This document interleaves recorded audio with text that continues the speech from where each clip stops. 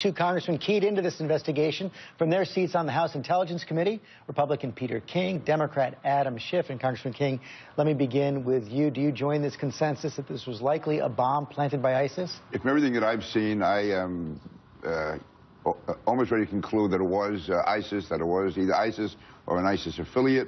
And to me, I think that is the general consensus among people I've spoken to in the intelligence community. I guess until it's final, we can't say, but right now, all the evidence points in that direction, yes. And Congressman Schiff, the chair of the Homeland Security Committee, Mike McCall, has said this was likely put on board by an airline worker. Well, I share Peter King's assessment. I think there's a growing body of intelligence and evidence that this was a bomb. Still not conclusive, but a growing body of evidence. And I also think that ISIS may have concluded that the best way to defeat airport defenses is not to go through them, but to go around them with the help of somebody on the inside. And if that's the case, I think there are probably at least a dozen airports in the region and beyond that are vulnerable to the same kind of approach, which is exactly why we have to harden those defenses. And Congressman King, this would be a game-changing strategy by ISIS, not local, regional, global, going after aircraft, something they haven't done before. What are the implications?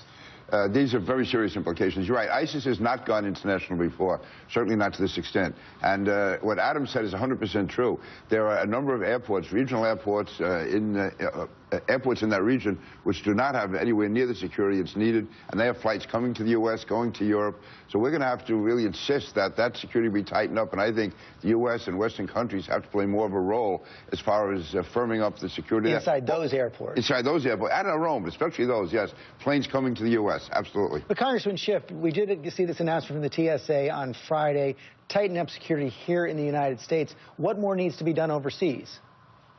Well, a lot needs to be done overseas to make sure that these airports, for example, have those precautions in place to examine the employees that have access, the caterers, those that are responsible for the security itself.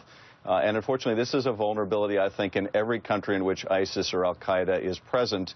But I want to underscore, and I think Peter can as well, that this is a problem here at home. When we test the TSA, they fail. And I think we really need to step up our security here. But I do think, George, that with this, if this is a bomb by the affiliate of ISIS in the Sinai, ISIS has now fully eclipsed al-Qaeda as the gravest terrorist threat in the world. And does that mean, Congressman King, that President Obama is going to have to do more in the fight against ISIS in the region? Yeah, I believe we do. I think we have to, both U.S., whether it's U.S., Russians, others, we have to keep this up. To me, we have to have at least observers on the ground. The air attacks have not been effective, and today there's reports that our allies are falling back, that the U.S. is doing more of the attacks, and even those have not been successful enough. This has to be an all-out effort. I don't think the president has done enough as far as having the forces on the ground that are necessary to make the air attacks more effective.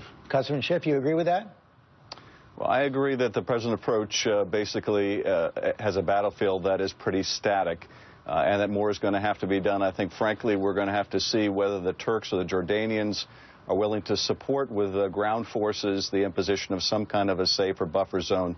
Otherwise, the trajectory against ISIS is going to take 5, 10, or 15, or 20 years. A long-term battle. Congressman, thank you both very much. Thank you, George. Thank you, Adam.